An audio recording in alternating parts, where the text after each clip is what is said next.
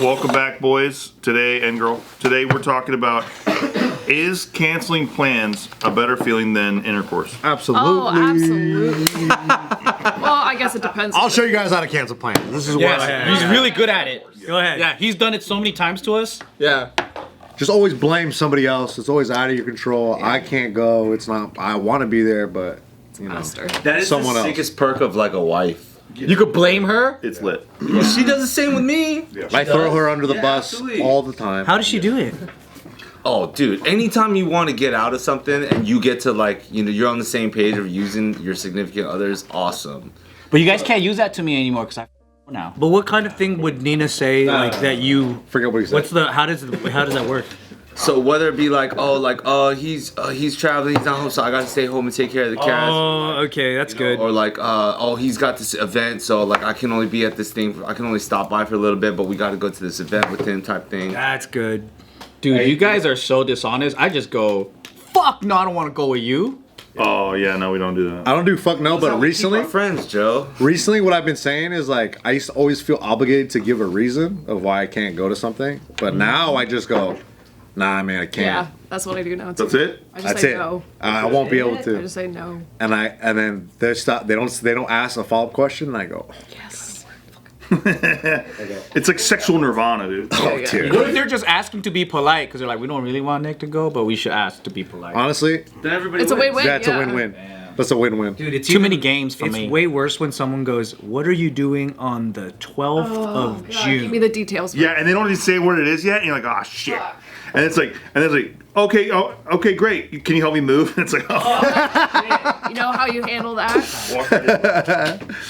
You just say, "Oh, I have a tentative thing on that day, but I'm not sure. I'll let you know. What's up?" That's really good. Thing. That's good. Yeah. But for gig workers though, it's true Yeah, because It's true. I could use that. you really don't know. It's on hold. Work is hold. Because on I'm some hold. days, if they say like, "Hey, can you do a Saturday?" and I'm like, Saturdays are usually kind of hard for me always anyway, right? So I go, I don't know, baby, we'll see. Yeah. You know what my favorite thing is about living in so many cities is that like never taking it personal. That's tight. And then if I really just don't want to see them, then I just leave early and buy a plane ticket to fly away from them. I have to go to the airport 4 hours earlier today. I'm sorry. I like to do that to like kindreds and stuff. What is that? What are you doing on January, blah, blah, blah. Because you need them to go? Because it's like, well, usually it's not like I need you to do this service for me. Usually it's like a gig-based thing. So like, so anybody who's quick to like be like, oh, I'm available. But that's you giving them something. Yeah, but it's fun to see who's like quick to respond. Can you do that again? But then when people respond, go, "Can you guys help me move?" Just get them, dude. Everyone who said they're available, be at my house. You know, a lot of those things that people just used to do, like drive you to the airport, help you move, all that shit is like outsourced now. It's like, Yeah. there's no community no more. You know what though? I do like helping someone move a little bit. I do. You like that? He helped me move. I don't even like having people help me. Yeah, I feel bad. I like helping, but I have to really like the person. Yeah. That's true. But there's a sense of accomplishment where, like, when my sister was moving out of her place, and I was like, I think we can clear this in like 25 minutes. Oh, you like the challenge mode? Let's just see what's up. You like playing Tetris in the U-Haul and stuff? Oh. Sometimes I do like that. If my parents ever ask me to help them move, though, I'm gonna fake my own death. I'll kill myself. Yeah. Yeah, I'm gonna go live in Haiti. Sorry, I'm dead that day. But do your parents, where they live now, currently have a lot of shit? Like My stuff? mom has like a fucking storage container just filled to the fucking top with bullshit. So You guys whenever have that a day, junkyard. well, exactly. So whenever that day comes, yeah, I'm out of here, buddy. My sister like tried to preempt my parents because they're obviously getting older. My dad just turned 70 and they're hoarders too. Their garage is insane. And she was like, hey, you guys should start like clearing out like the garage and like organizing stuff. And they're like, why? It's like, you don't want to explicitly be like, because when you die, we have to do it all. But it's also like, there's so much useless stuff in there. You should start clearing some stuff out. And it's like, I told my sister we're just how gonna come? gas it, light a match. Like, Just burn it. Set it on fire. And then you start a whole new fire. It'll go to the next homes and shit. Yeah. Why underneath? Why underneath? It'd be an honor. We know why. Underneath. I'll be like, it was a bunch of useless shit. Trust me. It had to go up. It had to go What's the up. most what's the most useless thing your parents have kept around? If you had to gauge, like, what is the most useless thing? Empty Dude. boxes. Boxes and boxes and boxes within boxes. Just empty I boxes. found a box filled with actual garbage. Like it was just trash in a box that was taped. Why? Yeah. It says dishes on it. And then it's crossed out and it says something else. So What? my dad said probably what happened there, and they always, have great excuses. Food trash? Yeah, like trash, like garbage. fucking cans and. So they explain it, but they don't throw it away they still. explain it. Well, They just stay that there. one they threw away because they're embarrassed. But it was like. They're like, well, when we moved from Virginia to San Diego, we probably just kept on throwing shit into boxes and we didn't even realize it. Oh, and then someone had taped it up, and then Yeah. it just got on the move. That's pretty funny. And it survived for like a decade. Oh, dude, it just sat on our porch because we had a porch outside. And by the way, you couldn't even see out the window because it just had wall of boxes all the way to the top. The closest my parents ever got to getting divorced was over this. Really? Yeah, Like courting? really fucking close. Because my mom had my mom kept a bunch of their wedding presents from when they got married, which was like, I don't know, in the early 70s. So good technology, probably. Yeah. So she in the tool shed. As a kid, I always saw like a big stack of like appliances, like fucking 70s appliances. I was like, whoa, that's really old. And she just liked to keep it there, even though they didn't need it all. And then finally, like by the time I was like 10 years old, my dad's like, I'm gonna give that away to my niece who's getting married, because she doesn't have anything, and that's a nice moment to be able to get some use out of this stuff, even though it's outdated. And then my mom's like, no, like don't throw it, like keep it. I wanted to give it to our kids when they get married. My dad's like, you think they're gonna use 70s appliances when they get married in bread maker. 2030? Like You this. might. I would have liked it, but They then don't make them like this. so they had a big fight about it, and then my dad got pissed and just took all of it and gave it to my niece, or his niece anyway. And then my mom found out, and she was like, "Go back there and get it all." And he was like, "Are you kidding?" He's like, "That's gonna be the most embarrassing thing." Like, It's hoarder tendencies. yeah, she made him go back to my niece and take all of it back. And then this one night, I was in the living room watching TV, and I just start hearing a shitload of boxes being thrown, and it's my dad at the front door throwing all of the boxes back in the house. He went and got it all. You know how fucking embarrassing that is for an Asian family to like do that shit? big deal, He's dude. throwing him back in the house, and my mom's like, "What are you doing?" And then they got in a huge ass fight, and I had to like call the cops and shit. Wow. How old are you at this time? 10, I was 10. Yeah, I've never ran out. Dad was right, dude. You should have backed him up. Because my dad started actually physically like beating on my mom. Oh, jeez. And then she was like, he was trying to open up. He was trying to open up the knife drawer in the kitchen, and she was blocking it with her body, and he was trying to open up the knife drawer. So I had to call the fucking cops. And then that night, my mom goes, "Pick who you want to live with." Oh, fuck. And then my sister's all, "I already chose mom." So Were you, What'd you choose? were you in kind of a dad mood? no, I felt that like by the time it was like 2 a.m., my dad's just watching TV just like this. My mom's in my sister's bedroom with a knife like that, like waiting for him to come in. And my sister's in there, and then I'm just like, Hidey fuck, kitty dude. style. And then I go to my dad, and he's just not talking to me, and I just felt so sorry for him. Like this with the knife, or was she like this with the knife? The other way, Okay. outward. And she, Holy shit. I was just like, fuck, I'm gonna just go with my dad because I feel bad for this fool. Like he's not gonna have nothing. And then they didn't talk for months, and then finally they fucking prayed. They prayed? But Jesus saved it. Yeah. did they get back together? Yeah. They didn't end up filing. My mom straight up verbally told me like we're getting a divorce and everything, but it didn't get down to the filing. They ended up like working it out after enough like church and counseling, and then And he's like, hey, no more knives. yeah, he changed a lot after that. But 3, no more knives, brother. Where are those appliances now? I don't know what happened to them. Yeah, It's still somewhere in the garage. no. I'm sure they're gone now. I don't know what happened to them, but yeah, they just They're at a Goodwill They're at your somewhere. nieces. they stopped fighting about that shit. Thank God. But yeah, because my dad's he's an ultimate non-hoarder, and my mom is an ultimate hoarder. Oh, so them together is like really rough. He's like, why do you want to take up space? It's sentimental. But my dad is the kind where he'll throw shit out without telling anyone. So it's like a hoarder would. That's the worst nightmare. Did your mom ever notice when he would like throw stuff out? Yeah, I would notice. You throw out my toys. He'd go, I think you've outgrown this shit, and just dump it in the trash. I'm like, no, Willie. Like My just dad got used it to- last week. Yeah. My dad used to do that with people's mail, like other people's mail. He would like look through it and throw it away. And my mom would be like, "What the fuck? I didn't even get this letter." What? Bro, my dad would do wild shit like that. And then, but then like his old shit, like, he would have all these DVDs, bro. He'd have so many fucking DVDs. It was ridiculous. So many DVDs. Well, it's kind of like his profession. I know, but it's like, get rid of them eventually. Gotta get the binder. Get rid of them. I got a binder with all my He DVDs. eventually got rid of them, but like, If I'm working on a movie, I want like the cover. Yeah. but if Oh, yeah, I see. the funny thing is, my dad doesn't give a fuck about none of that. You know what I mean? he doesn't? No. But so it's like, why do you have all this shit? And it's all these. He was an Academy Awards member for a really long time. Oh, right. So we would get so many fucking Oh, screens. right, yeah.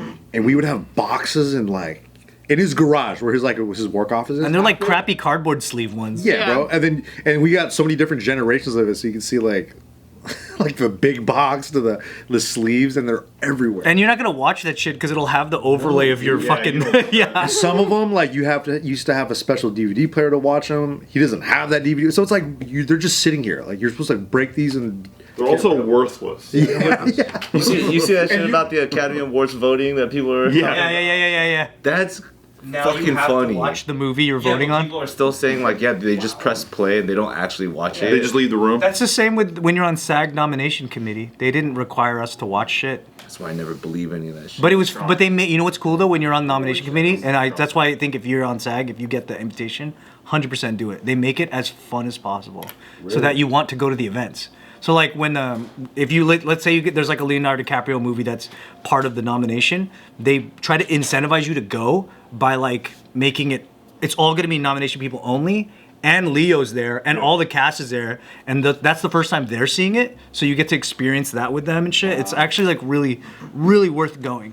That sounds fun. The word is it's not even about the movies, right? It's about hanging out in the parties, and like whoever goes and they have to like basically campaign for the movie. Yeah. Like when Ben Affleck won for Argo, he like I think was complaining at the time because he had to do so much like campaigning for it. Yeah. Argo's tight though. It's tight though because if you saw Argo as a nom-com, then it's like the Q&A at the end will probably make you love the movie more because they get to tell you how real that shit was and how like you get to learn more shit about it. Like I saw 12 Years a Slave that way, and I was like, fuck, that's crazy. Like after it's tough, but then when you hear them talk about it afterwards for the fucking 2 hours or on the panel, shit's like if you didn't like it already, you get sold at that point. Dude, if I was on the Academy thing and they're like they sent you 12 Years a Slave and you're like you're just kind of like I'm just gonna put it in the thing and I'll hit play and I'm going out tonight. Oh, you know what? Also, number one perk of this, if you're single, it's the fucking best date tool you'll ever get. They give you a +1 every time. So You can take a fucking normie chick that's never seen the big lights of the city, and then you bring her to these things. They're like, yeah, you know, Guillermo del Toro will be there. It'll be pretty cool, you know. I'm dating a movie star. Because they treat you like you go to like Harmony Gold in Hollywood, that like private theater that's just for screening events, and it's like you never get to see that place. They have a table full of food. She's like leaning over you, and you're like, get that out of your mouth. We're doing anal tonight. No taquitos. Welcome to Hollywood. This is how it really is. I would take girls on dates for the nom-com thing. It was so fun. Lit. It's really cool. You sly guy. And then you just never talk to him again. They're like, whatever happened to him? I thought it went so well. He's wheeling and dealing. I just know he is. You sex haver. No, I didn't have sex. I watched movies. The hell? Watching 12 Years a Slave, you can't have sex after that. But it's a random draw. Anyone with a SAG number could possibly get that invitation. Go have a good night, dude. yeah. Go have a good life. Yeah, Jesus. My God. It's like every sad movie. Nikki's like, "Come watch this sad movie with me." I'm like, "I'm." Oh yeah, you really don't like sad movies, huh? I'm chilling. Or Dude. when you're trying to chill on a Friday night and then it's like, you want to watch this movie? I'm like, this movie? This is like the heaviest movie you could pick right now. Monster. And a lot, Exactly. And a lot of like Boys Don't Cry. a lot of the artsy movies that like win, right? That you're always like, oh, I should probably watch at least the nominated films, just because like that's supposed to be like esteemed or whatever. Right. A lot of them sometimes are so like, you feel like they're almost put in the nomination category just because they need to keep art a certain like. Yeah. Well, isn't it called like what, Oscar baiting or something? For sure. Oscar baiting. When you make your movie where it just cannot be denied the Oscar because of the subject matter. Yeah. Yeah. Yeah, but it's not necessarily like a good movie. It's just got all of the elements that like voters are like, oh, I have to pick this, or else I look like a fucking schmuck. Or like racist. Yeah, or racist or something. Yeah, it's like pretty. But do people go, another slave movie? And I guess I have to pick it. Maybe Probably should have won one of the Oscars. Which Avengers? Avengers. Avengers Infinity War. Yeah, it was the best one. Imagine. It's the best. Imagine. Dude, that would never happen. I get why it would never be The nominated. Dark Knight actually should have won. Yeah. The Dark Knight should have won. I agree. Yeah, Dark Knight was But it's lit. all like dumb, pretentious movies. Yeah, no. Well, that's like. And you're like- yeah. It'd be like if you were at a fucking the Met Gala and some guy in a sick ass Supreme jacket won. You know, like, Which is what happens nowadays, actually. Really? Yeah, that's kind of what it is. Right? Like that's trending. It's like almost every major designer is like from the street industry. that's true. Yeah, that's true. And I it's will like- say Parasite was a good, really. Parasite good was movie. Parasite dope. deserved to win. No, Parasite was dope. Could And do you No like Country deserved it do you too. like sad movies that are war movies? That are war movies. Because it's kind of like action sad. You mean watch like, it one like time. Lone Survivor? Yeah, or like what's it called? Saving Private Ryan. Like that's a Well, sad. Saving Private Ryan, never watching it again. You know what I mean? It's just so But that's what intense. they always say about Oscar movies, right? It's like Yeah. it's a one-time watch. That's why when you look Yeah. at the list of Oscar movies in the past, you're like, I've never seen Most of them. most of these. Yeah. Yeah, you never go, ooh, put on that Schindler's List again. Hit me with that Fruitvale Station. Oh, I love that scene. The most rewatched Oscar movie I would guess is Rocky, by far. Oh, they won an Oscar on. It won. Holy shit. That's Won Best tight. Picture. That is a rewatchable movie. I mean, everyone rewatches it. So is Titanic. That's the people's movie. Nah, dude, you're not watching. Wait, this how many shit. times have you seen Titanic though? Honestly, me and Nina probably watch it every like 2 years. Do you really? Yeah. You love I like Titanic? that. I really like that. But it's never sit down watch the whole thing. It's like turn it on before you sleep. Start getting it on. 20 minutes. Getting it on when they get it on. Yeah, yeah. Absolutely. The window, hand on the window. Let's try to come when they come, baby. Oh, they're singing. They're singing. Let's try to come. That's the synchronized cut. They only have sex twice a year. Dude, our movie that we put on every like couple, every 2 years. every Oh, like once every month. 2 Real years. answer. Have you ever had sex while someone on the screen is having sex? Yeah. Probably. Yeah. I've had sex while Wolverine's killing a fuckload of people at a mansion. Yeah, he cut a guy's arm off. You ever have sex and then like get bored and start watching the movie? That happened to me with Viva La Bam. Wait, what? Viva la Bam. You get more interested in the movie The than whole- you are in. Yeah. in You're the like act. Don Vito's hilarious Yeah, while you're stop. fucking. This one time Viva La Bam came on, I was like, what the? This is fucking funny. Yeah, You put a crocodile in the kitchen. If a movie can get your partner a little bit like into it, that's helpful. Once the credit scenes roll and it's just Talking like about dogs. there, Yeah, you don't have to do no work for the Really? foreplay. it's nice. What's a good movie Anthony for just that? sits there like this and lets the movie do all the work. what Stephen like, Hawking "Are you ready did? I just pictured Stephen Hawking. What's a good movie that had that effect? Do you Good, feel babe. You're doing anything great. yet? I don't know. The most recent one was like Honora. Honora had that, huh? Oh, I saw that. I really want to watch Good that. movie. I saw that. It's a banger? It gets you. Having sex the whole time? You just gotta watch. She is a stripper. Oh, Ugh. No, thank you. Bullshit. I bet you're gonna watch it. I'm gonna watch it. I heard didn't it win Best won, Picture? yeah. All right, we have to watch it Mikey then. Madison won Best Actress, So I'll probably- which is crazy. Probably watch it one time and that's it. she was like first time nominee, right? Yeah. Quick, Steve has a joke. Cut. Cut him off.